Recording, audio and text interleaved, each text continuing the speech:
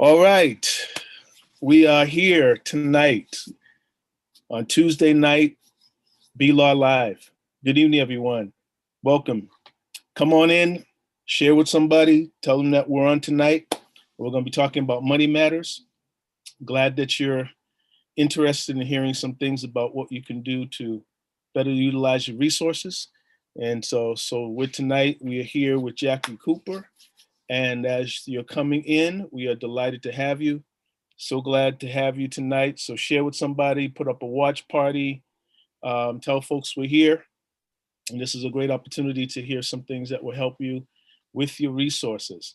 And so as we're here tonight, we want to be a blessing to encourage you, to inspire you, but also to educate and give you some things, some tools to work with. And so you'll want to be a part of this discussion tonight and share with someone else. And so this evening, I'm here with Jacqueline Cooper, and she is the Chief Executive Officer of Financial Education Associates. Financial Education Associates is a financial literacy program, but it also equips people to do well with their finances. And they have a whole list of programs and services that you can take advantage of. Certainly, if you're interested in home ownership, and also if you do have a home already, you'll want to certainly check out the website, and we'll put it up, the information in this time that we're going to be talking together. And so tonight we're talking about money matters. And during this COVID season, this pandemic, it's not just a pandemic with the relationship to our health it's a pandemic with our resources as well. So through it, job losses, furloughs, and stimulus packages, and all these other things that are going on, we want to make sure that we're equipping you to think about how you're going to handle money and how you're going to handle the future when it comes to the resources that you have to work with. And so tonight, as we're here, couldn't think of anybody else to have than my sister. She's here tonight, and you're going to be very inspired by what she has to say about money matters. So Jackie, hi, what's going on? Hey Larry, what's going on? I'm here. Yeah, for me, it's been conference week. So I've been with all the money nerds doing money research, talking about other programs. So for me, it's a good week. Usually I go to that conference in New Orleans, but everything is happening in this room. That's good that things can happen in a room. I mean, exactly. You think about it, a lot of us have been in the room for a long time trying to make things happen. And I know we joke about the Wizard of Oz effect, but certainly right here. Things that happen. For those that don't know about your business, I know I kind of just gave them a little bit of information about what you do in terms of your business, but perhaps there's others that are here and listening to this broadcast. They need to know something about what you do. And so just tell us a little bit about yourself and Financial Education Associates and what services you provide. Sure. So good evening, everyone. So Financial Education Associates started actually 19 years ago on the 19th of this month. So wow. We're 19 years old. We provide first-time homebuyer education programs, home ownership education, and then financial literacy. We do some counseling. We do programs for nonprofit organizations, whoever will have us come. And we teach people how to be successful homeowners, successful entrepreneurs, and give general information on how to manage your money a lot better. So that's pretty much our work. We primarily were housed in Boston right now from this little room. And we provide financial programs pretty much for residents of Massachusetts. Every now and then we escape, and I've been presenting at a couple of national conferences, once again, from this little room this year. And, you know, sometimes I inform people who are writing financial information articles, newsletters, podcasts. So actually, I've probably been busier since the pandemic than I had been prior to that. So but things are going well. I have a small crew that teaches classes with me, and Bishop's one of them. And Linda and Kimberly, they are teaching classes. Kimberly has a class tonight. So we stay busy. We provide a lot of information that helps people with home ownership and other financial issues that they might be having. Yeah, that's good. That's good. I mean, it's been rolling on for so long. I mean, so it's just like, wow. We probably have to start doing these, what I call landmark anniversaries, because next year will be 20. 20 Yeah. years. So we have to do probably a big party or something for 20 years. Yep. Yeah. Hopefully outside of this room. Yeah. That's major. That's major. So we're going to get right into talking about some things about money. So first question I have for you is, the COVID pandemic has been going on for probably about 9 months now, going into probably 10 months in the United States. So what do you think people should be thinking about when it comes to personal finance? Well, one of the things about the pandemic is not everyone is equal in the pandemic. There are some people that are still working. There are people who started businesses. There are people who are unemployed that don't know where their next step is. There are people that are choosing to retire that were previously working. And even though we all are affected by the pandemic, everything is not equal. When I think about money, the first thing during the pandemic I think of is that everyone should take stock of where they are right now financially. You know, Nate was furloughed in July. So he was like, oh, what am I going to do? So I said, okay, just calm down. So what do we have coming in? What do we have saved? What are our expenses? And we'll go from there. And that's where everybody should be. Where are we going to go from now? Second, people think about back to normal. And I struggle with that a little bit because there are things that are going on right now that would cause you not to resume what you had going on before. I know my instructors don't ever want to go out teaching classes in public again because we have Zoom. I converted our book to an ebook and am working on the best possible experience for people who are taking the classes online. Other people, it's like, what are you going to do? There are moms at home teaching their children and really close up to the situation of what are my kids learning? What do they know? We have all the things going on, Black Lives Matter, and a lot of people pledging diversity, some because they mean it, some because they think it's cool. How is that going to impact your life and your work and how you move about? So there's a lot of things. When it comes to my money, all of those things impact my money. Whether I can go out, what I consider a luxury, what do I consider a necessity, all of those things impact my money. And where am I going from here? Can I save? Am I depleting my resources? What am I going to do if I am depleting my resources? So all of those things, I know it sounds like a lot, but when I think about this season, that's what I think about. Sounds like a lot of different things, but taking stock of where you are and where you're going is really big right now. What are you going to keep? What do you want to get back to? All of that right now.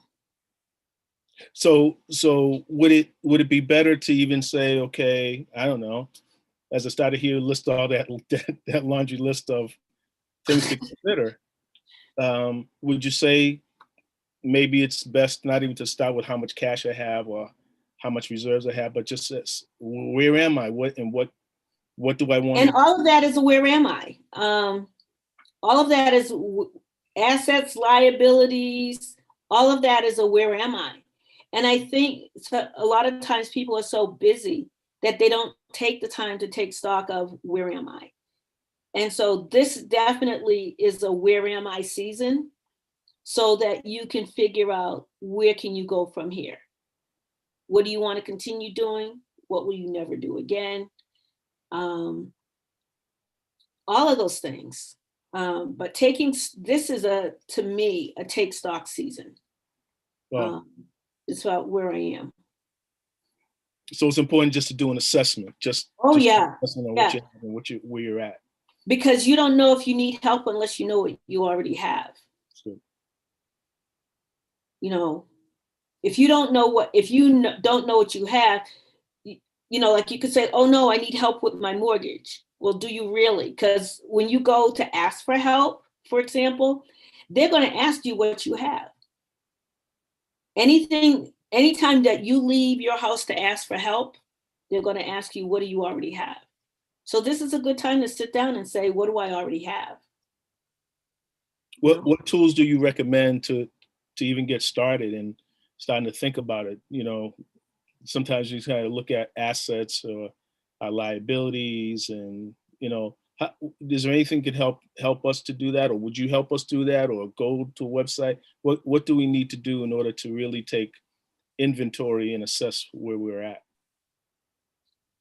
Gathering the data is really important. Your statements. Some people don't even know where their statements are. They haven't opened them in months. Open your bank statements.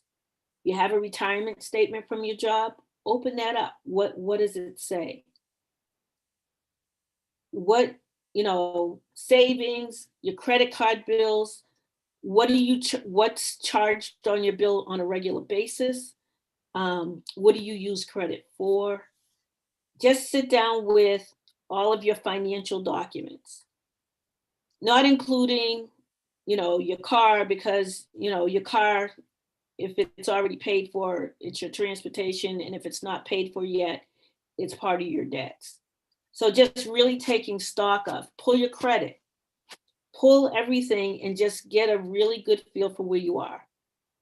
Checking account statements really it just outlines your whole life. It tells what you got coming in. It tells, because, your Dunkin' Donuts run, because some people still go to Dunkin' Donuts. I had a honey dip donut just this week, but I had a gift card, so I didn't pay for that. But all the things that you do in your life with your money, just take stock of what is that, and that's my first step. Every time I'm just kind of like, really need to clear my financial head out, I just take stock of everything. I got the bills out, I got the utility bills out, I got everything out just to see, where am I? And I know for some people that sounds like a scary thing to do. I know it sounds scary to some people because people tell me it sounds scary. But it's the best way for me to really know where I am, what I already have, and what I need help with. So thinking about it that way. Oh, that's good. That's good. And because we are in this pandemic, where we think we are or thought we were prior may not be where we are right now. Right. And we have to really think about what's happening with our resources. Right. That's good. That's a very good way to start. We just have to just put everything on the table and start writing things down and just know we are. And I love Excel spreadsheets. I have Excel. If you have some sort of spreadsheet software, it's really good to just kind of list everything out, total things up. Then there's good old pen and paper for those of you that like pen and paper. Visualizing your money is really important because you don't know what you have or where you are unless you can see it. paper, Excel, whatever, but taking that time to document it yourself. That's good. So maybe those of you who are listening as you're thinking about how to assess your own financial matters, maybe you're using a software product that's out there. Maybe you're using something like Mint, or you're using something like Every Dollar, or the Excel spreadsheet, or you're using just a good old pen and paper, just kind of writing it down. And it is important that we assess what we need to do, and because assess what we have, because we need to make sure that we know where we are. That's great. So when it comes to this understanding of resources and finance,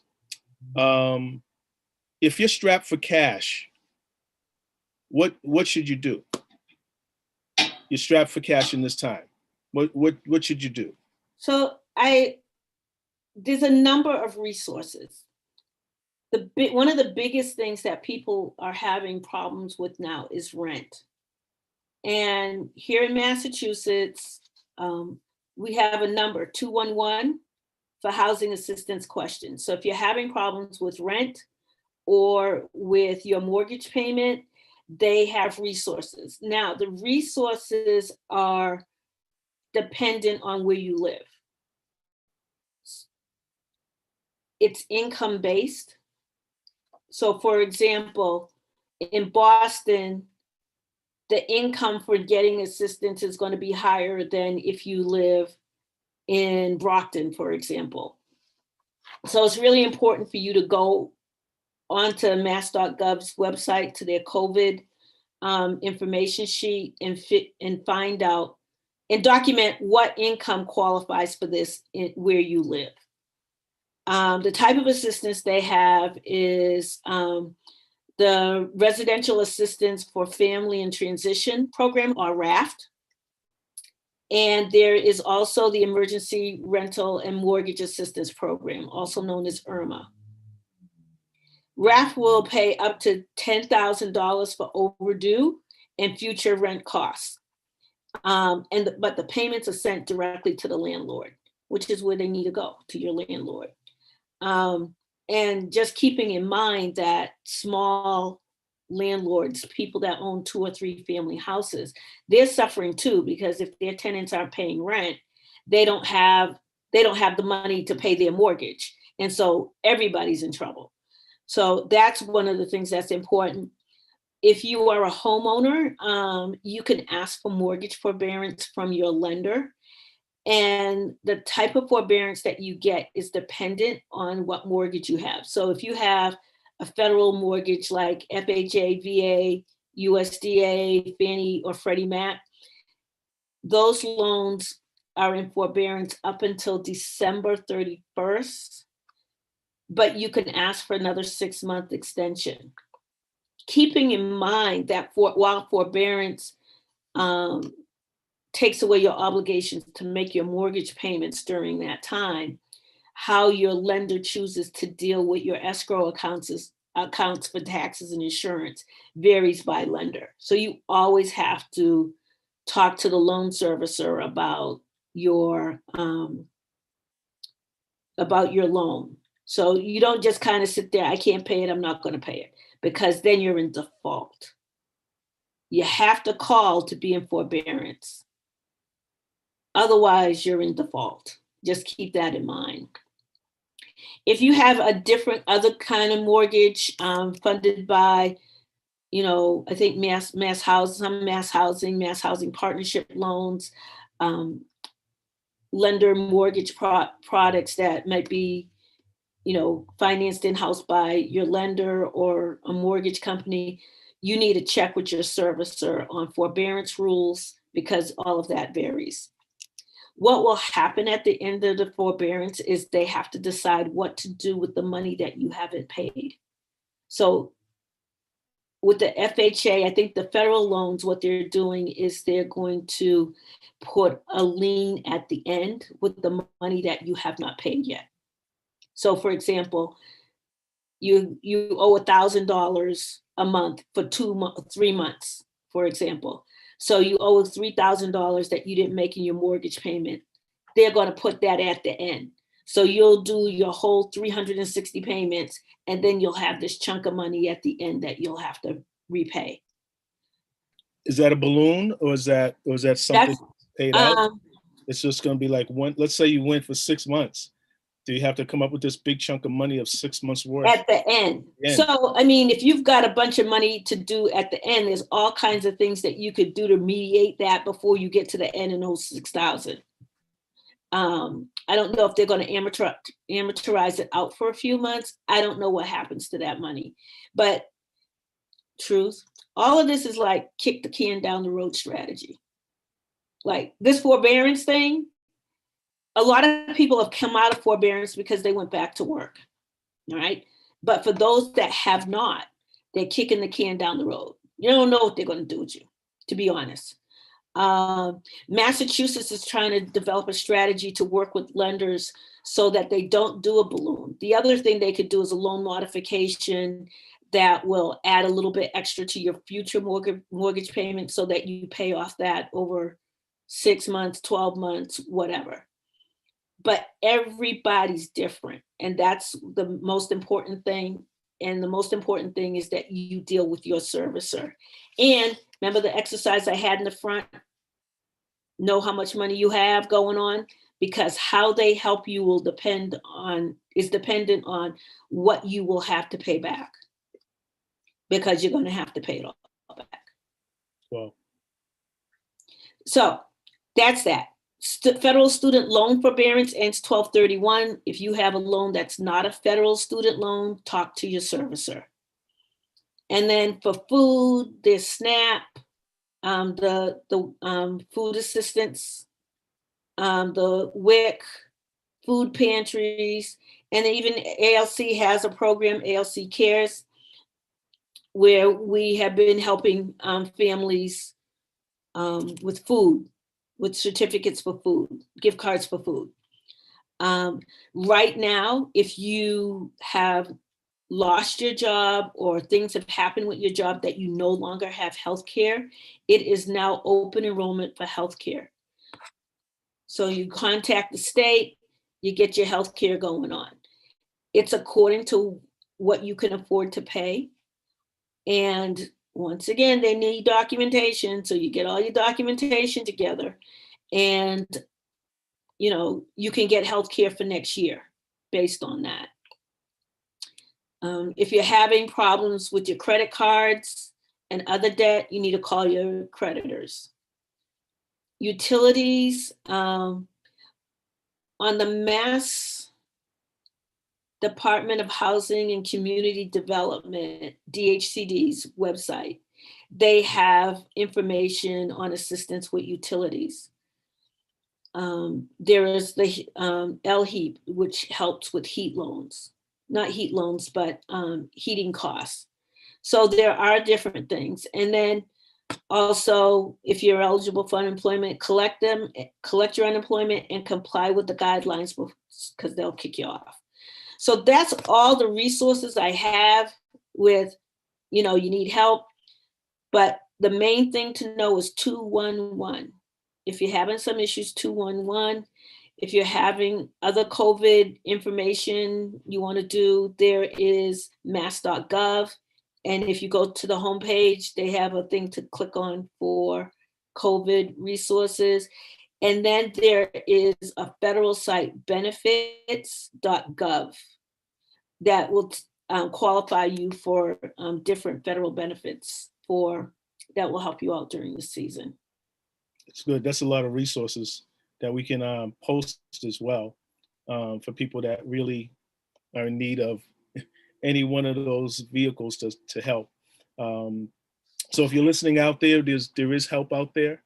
And one of the things that you want to remember is that number 211. And of course, things are pertinent for your communities that you're living in, because we know we have listeners that could be listening anywhere. And so just Right. make sure that you know that everybody's not kind of like dealing with the same amount of resources, but you'll be directed to the resources for your area and your need. Also, check your city or town government. Cambridge, Mass, Cambridge, Ma, that's Cambridge's website, boston.gov for the city of Boston. Each city or town has their own website with links to services that they're providing to help out residents. So city, state, then federal for help. Good. Thank you. Now we're going to ask the questions from the audience. So we have some questions from the audience going to be coming in. So if you have a question about resources, money, particularly what to do with your money, how to handle your money, and any of those resources that we just mentioned, if you want a little more information about that, or maybe have a question about that, just put it into the chat, and we're going to kind of run through the questions as they come in.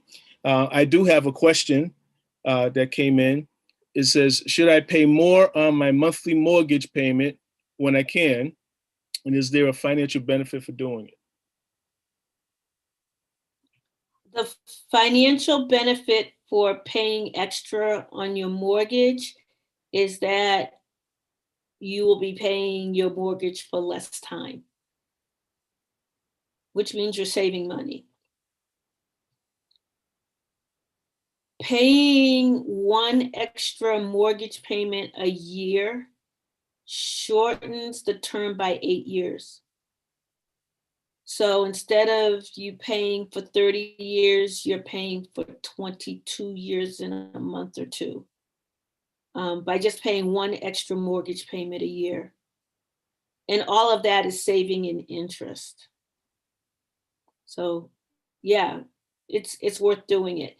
There are, like, money has a lot of different philosophies, and there's some people that believe that you should never pay off your mortgage. But I have not seen the downside of not having debt on my home. I don't see the downside on that. I mean, especially as you get older, you're going to want to spend that money on other things. You wouldn't necessarily want to be sending it to the bank every month so that you can get this itty bitty tax break. Because the tax break is really small relative to what you're paying out. So.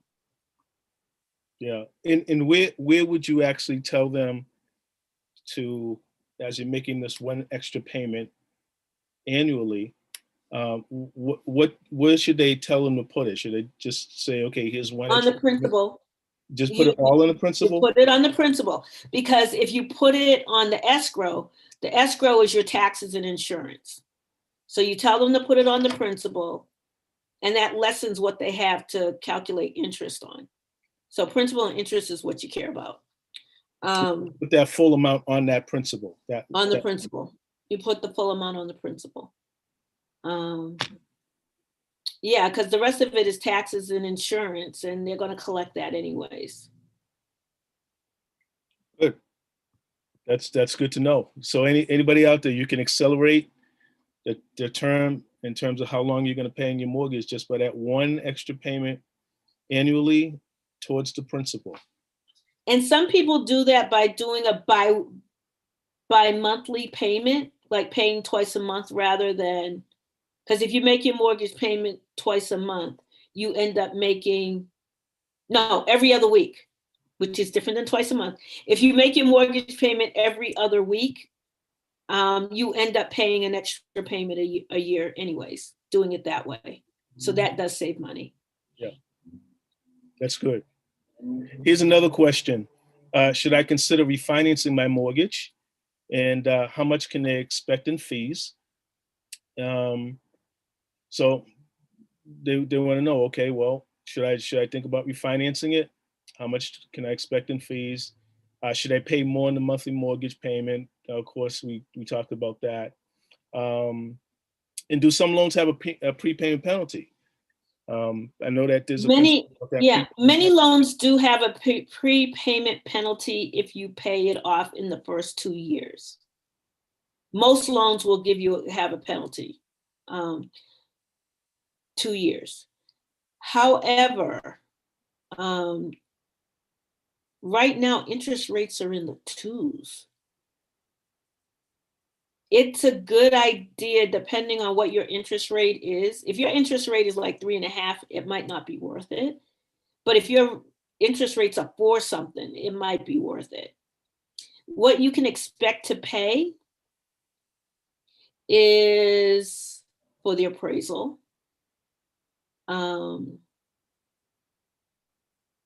Not 100% of all of the closing costs that you paid when you got your first mortgage, but you can expect to pay something. I want to say like 1 to 2% of the loan amount. All of those fees have to be disclosed, so you could shop around for that.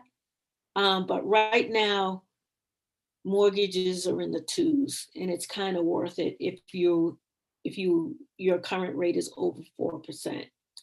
Now, I say that you don't have to restart the clock. You could get, you can get a 30-year, but you might not want to, depending on how many payments you've already made. You might consider a 15-year because it's going to be more affordable because of the lower interest rate. And the interest rate for 15-year mortgages tend to be lower than the rate for 30-year mortgages. So not only is it shorter time, the rate is lower also. Yeah, I mean, right now is a good time. I was looking at the rates and it says, oh my goodness, it's a good time to refi. The other thing that you could do, you could shorten the term. You don't have to take 30 years. The first time around you have to, but second time you don't have to do that. That's good to know. Now that interest rates are so low that people can take advantage of that, and thinking about at least looking at what you have now and is it worth doing. So that's good information. When it comes to this stimulus money that came out, and people received some money from the government and got this stimulus money, people are not aware about what's going to happen now that they have received that money. Is it kind of like we just want to just be gracious and nice and help people? And what are they to expect come April 2021? Well, sometimes studying money is really depressing. So this is what I found out. Your stimulus check is a refundable tax credit on your 2020 taxes. So when you file your taxes, when this is not accounted for like income, but you know how like this, okay, if you do your own taxes, there's this little section that has taxes that you paid. There's probably going to be a little line for this tax credit. And so it's almost like having gotten your refund already, in a way. Wow. So, yeah, that was ugly. And then the other thing, the nice $600 checks that you got as unemployment is considered income. So you will have to pay income taxes on that part of the unemployment that you got. Hopefully, when you filed for unemployment, you filed to get taxes taken out, because that's going to lessen the sting a little bit. But that $600 is taxable as income. Wow. So yay, I got money. Boo, I got to pay taxes. There you go. So that's where we are at that. Is that going to further push people into debt, that they can't pay?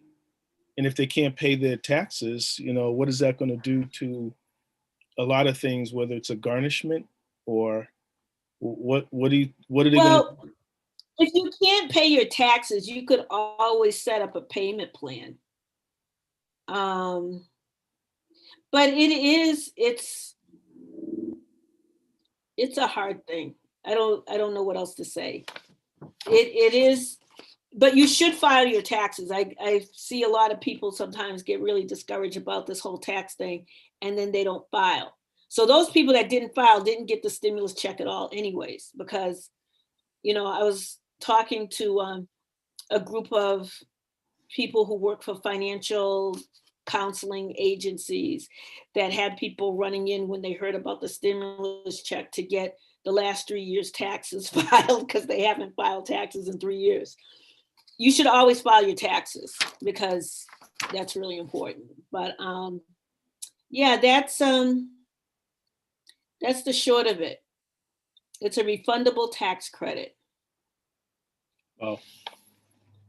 Okay, so everybody, you just got to make sure that you're ready for that tax bill coming in. And if you're going to have to make sure that you pay your taxes on all your income that comes in, including the income that the government has given you. So just be aware and put something aside in case you didn't have anything taken out. You can do what I do. I always do my taxes really early. And if I have to cry, I cry. But then I file them on time. But do them early just to find out where you are, because, it's good to know. I'll be surprised if the tax software is done in time. I can't see it done before like February, the beginning of February, because all of this stuff has to be accounted for in the code. Yeah. So we have a question here in terms of that connects with tax law. Do you anticipate any tax laws changing under the new administration? So we now have a new administration coming in, and do you anticipate any changes? And if so, what do you think they're going to be like? I don't know. I never know what they're going to do with the taxes, to be honest.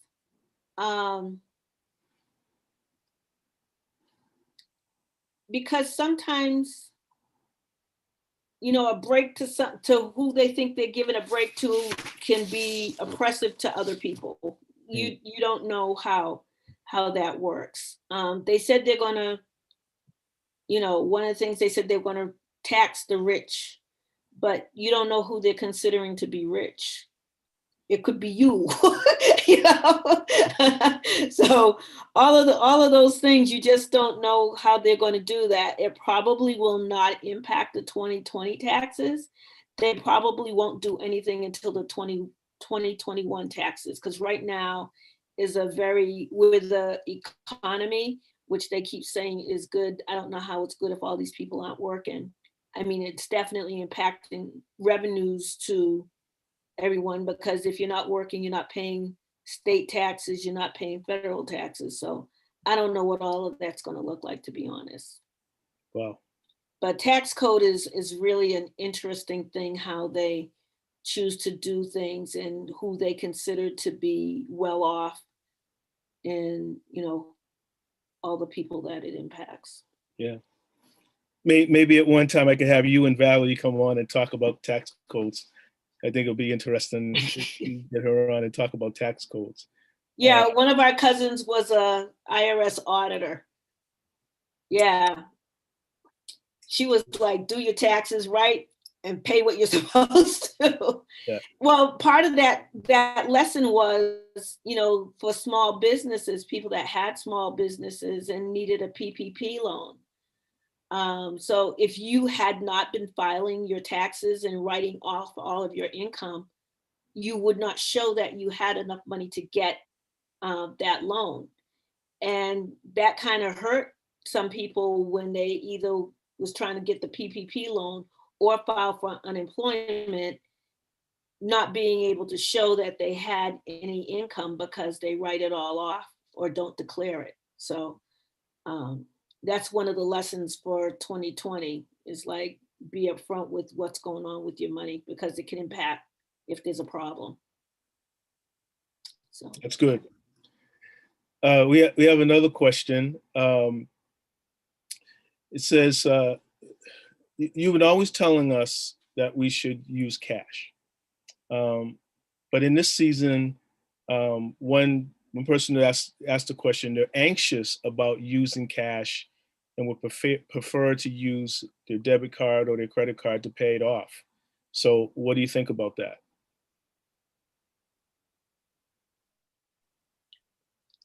I have been avoiding touching cash ever since this started, to be honest. I don't really use cash. I have a $20 bill stuck in the back of my phone that has literally been there for months. Wow. It's probably been there since it was hot in the summertime. So, and I think it's because somebody gave it to me and I stuck it there and it's been there. I use my debit card for some things. I use my credit card for other things, but I pay it all off every month. I don't carry a balance on it. So that's like cash. And it's a good documentation of what I'm spending. And then my credit card is a cash back card. So I use that and I get some money back. And then I put that money back on the card.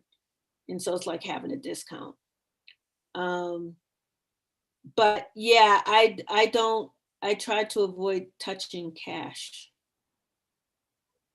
Cash has become creepy to me. Cash is I king. cash app people. like when I get my hair cut, because yes, I will go out to get my hair cut because it was looking a little crazy. But I even pay cash app, for the cut and for the tip. So, but you still have to manage that. You can't be, spending out of control. You gotta be mindful Of what you're doing with your money. Yeah. Right. That's good. So what advice would you give parents as they teach their children about finances, especially in this time?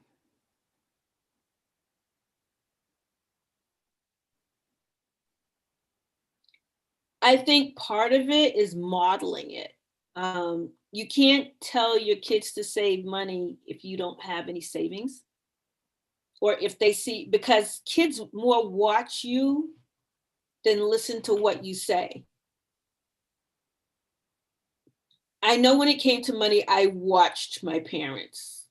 My parents were very interesting. Both of them were Depression era. My mother was an oldest child. My dad was a middle child. And my mom was always careful about how she spent. She was always careful with resources. She was not, what would have been like an exciting spending time was like buying your Easter clothes, which is what people got anyways.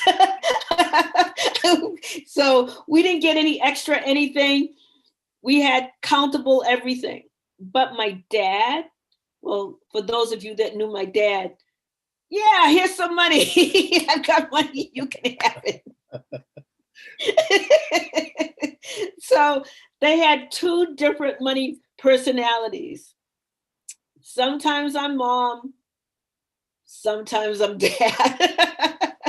You want it, just get it. Yeah. But then on the other hand, how I handle my money is how I learn from them and from my Nana. My mom's mom, we lived downstairs from her, growing up. And that's how I learned about money, not these things that I'm learning now, but watching what happens when people save, watching what happens when people manage their resources is how kids learn, Now, your kids may not end up just like you, but they would have something to recall to their memory. Yes, I saw my mom shopping with a list. I saw my mom, reading her bank statement. Those kinds of things are valuable to kids more than you telling them a bunch of stuff and then doing something else. So that's good. That's good. we are definitely the model for our kids, and we got to do whatever we can do to help them to really help to think about financial matters in a way that's going to be beneficial for them in their future. Questions are coming in. For first-time home buyer, is this a good time to buy? People have been buying like crazy. It's almost like you had the opportunity to sit in your house and say, I don't want to live here anymore. I've been getting so many first-time home buyer. Yeah, I was looking around here and I got to get out of here. And buying, some people are buying in the city, in Boston. But because of COVID, there are people that now are willing to go to like the 495 ring, between here and Worcester, pretty much, for something that they can afford and call their own. So if you want to buy and you find something that fits your pocketbook and lifestyle, then do that. Yeah, there are homes on the market, and people are selling, and people are moving into homes, and so sure, if that's where you want to be right now and can afford a house and you want to do that, it's a good time as any. There's a lot of good mortgage products out there. The one mortgage, if your income, like, for example, if you're a single person living in Boston and you make $83,000 a year, you would qualify for that mortgage. Right. Our qualifications for assistance is really high because our incomes tend to be higher and our housing prices tend to be higher. So you're more likely to qualify for something. The city of Boston just raised their down payment assistance funds. I just got that, late this afternoon. Mass Housing will help you. They have a down payment assistance that they would loan you up to $15,000, to use towards down payment and closing costs. Most of these loans require 3% down. So that makes it affordable-ish, so the people that have been saving a little bit, they're feeling comfortable about going out there and getting something to call their own. Because now we realize that we're going to be spending, even when this lightens up, we're going to still be spending more time at home than we had been prior to that. Home is going to be a whole different place, I agree. Home is going to be a precious thing for everybody. Not from this point on, home is going to be a very precious thing for everybody. So with that in mind, when it comes to newlyweds, I got a question with regards to what advice would you give newlywed couples who are combining their money for the future? And are there useful budgeting tools that you might recommend that they use? It's interesting combining life. I do that. So it's interesting combining life. It's what are your goals, as a couple? How are you going to manage your money? Is it going to be our money, his money, her money, our money, everybody has an allowance? Like, how are you going to choose to do that? What do you already have going on, loans, etc. But once again, just lay everything out on the table, figure out where you are, figure out what you want to do, and figure out how you're going to do that.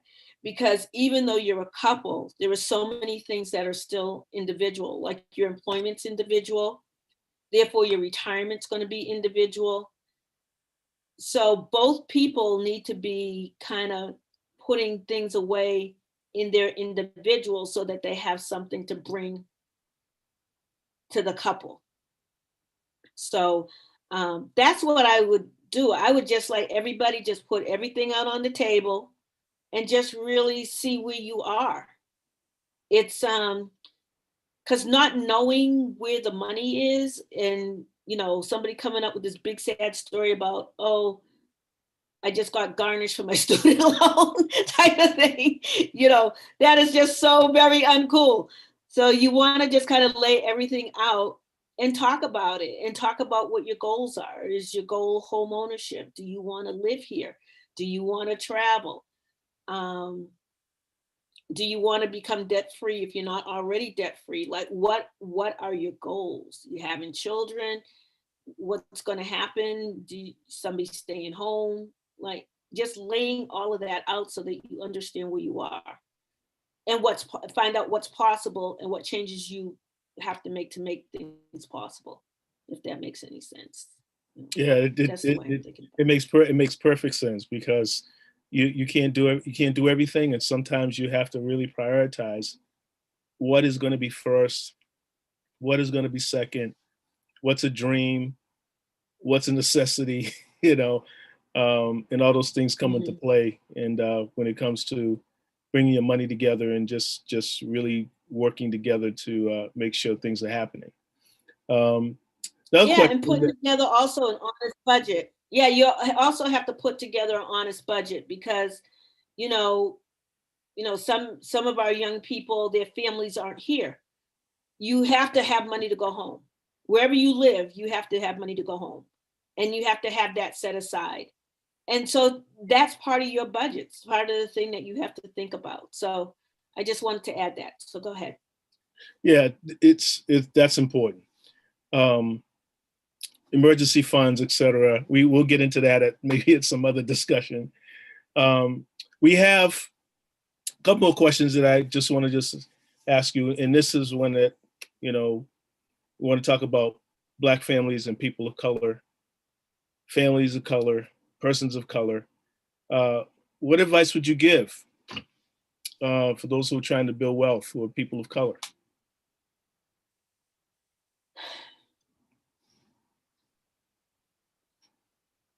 Silence. There are so many things. I mean, we are just on so many sides, kind of like knocked here, knocked there, knocked here, knocked there. And if you listen to all of it, it sounds really negative. However, if you don't ever try, you won't ever have anything. You might not have $300,000 in assets, but you can have $100,000 in assets. You need to save. You need to not buy into the myths of all Black people have bad credit. You need to not buy into a lot of myths. You need to get factual information on anything that you are trying to endeavor. When you buy a home, get factual information. Don't go, well, so-and-so said. I mean, I can't tell you how many people tell me, well, I just need to find out how to get an FHA mortgage. I said, do you know that that's kind of an expensive mortgage product for somebody who has good credit like you do and has a down payment? You can do better. So the whole thing is, too, we buy into a lot of myths, and facts are going to save us a little bit. Learn how to do the stock market. I was on in a seminar last week with this young Black woman who made $10 million selling classes and invested in stock market and teaching other people to do it. And this is me watching that. Why didn't somebody tell me that before? Now, I don't necessarily, I sit here in this little room and I'm on these conferences and things, and I see young Black people doing amazing things with technology and travel and get factual information. Save your money. Save your money. Don't spend it, don't buy the lifestyle. Save your money. Everybody knows me. I don't have a fancy car. I ain't never going to have a fancy car. because it's going to be just as scratched up as the non-fancy car that I own. So, and it's going to cost me more money to get that fancy car taken care of. Get what you need. I'm not saying that you can't get anything you need, but really be conscious of what you're doing with your money. You might not make as much money. You got Jonathan out there. He knows the stock market. I don't know if Jonathan's on, but commercial for Jonathan. Talk to Jonathan and learn some stuff. I mean, you have people that have factual, don't buy into that we can't have anything. We may not have as much, but we don't need to be negative and have zero. True that. It's a discipline in many respects, and it's certainly a habit that we have to embrace, that our money is something that we have to make sure that we're utilizing our resources in a proper way. And get facts. Don't buy into myths. Read factual stuff. So we got a few more minutes left. And so I got a question here. It's around a business concern. Should you brand or operate your name as a corporation to take advantage of a tax break?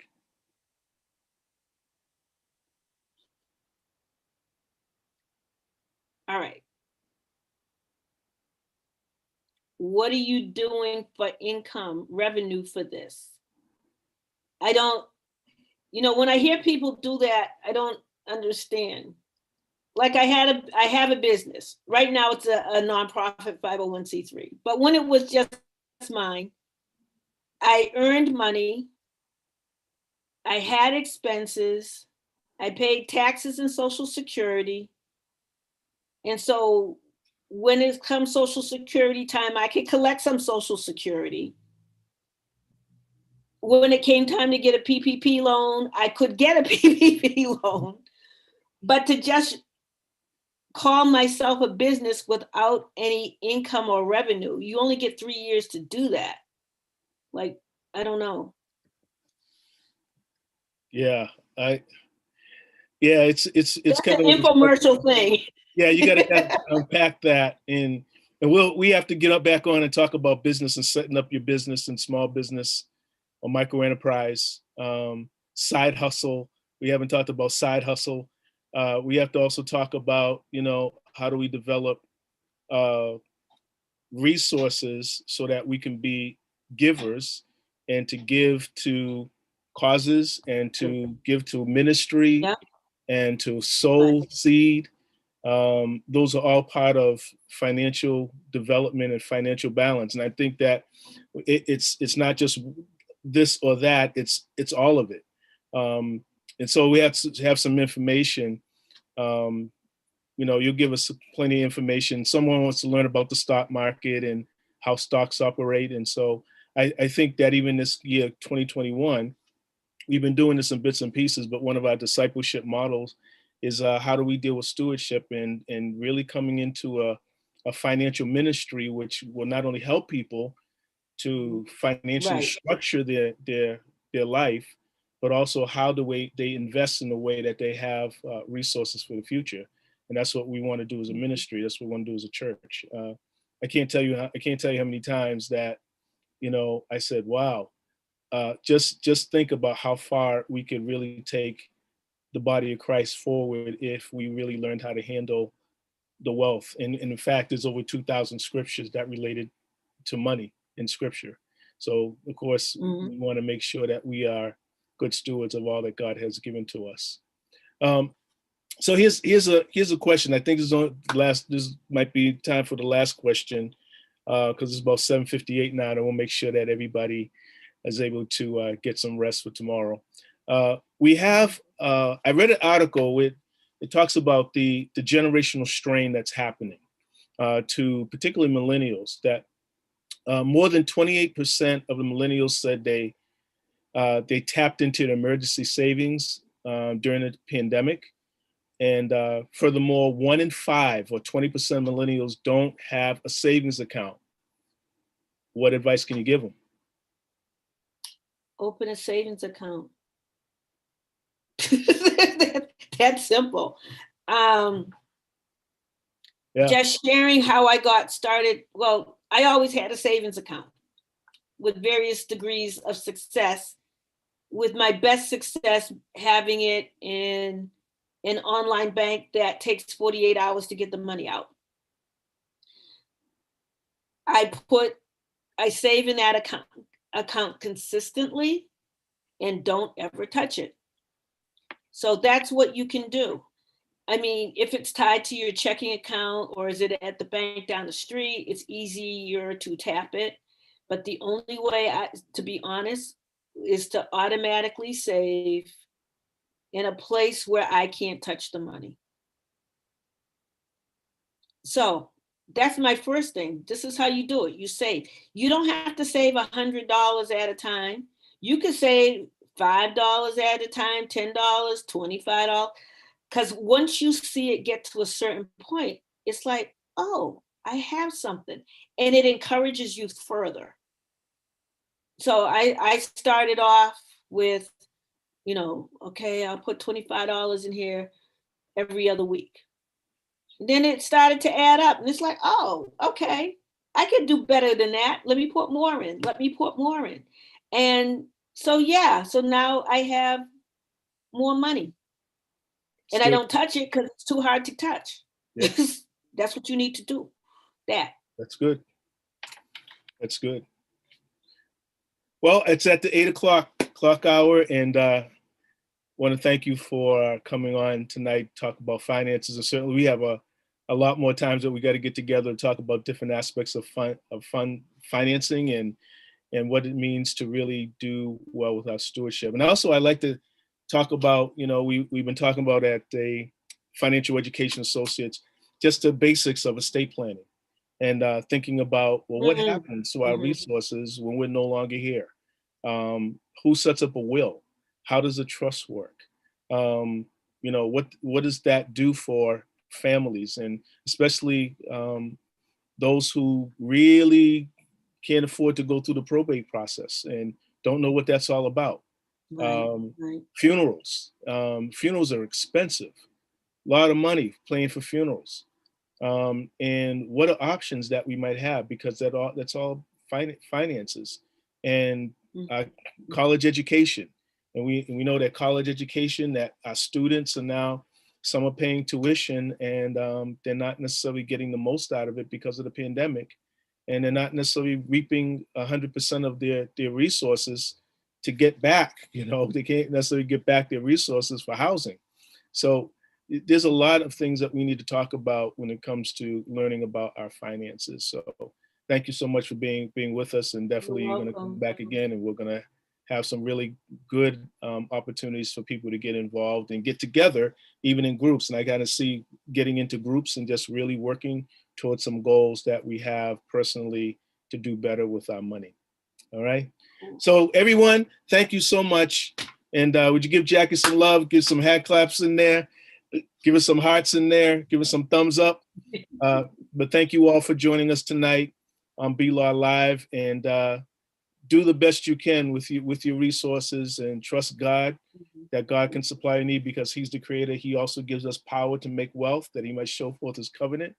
And so just do what you can with what you have. And because also, if we use what little we have responsibly, God says that we're opening ourselves up to greater things and to more. All right. So with that, may the Lord bless you. May the Lord keep you. May the Lord cause his face to shine upon you. May the Lord be gracious unto you and give you his peace.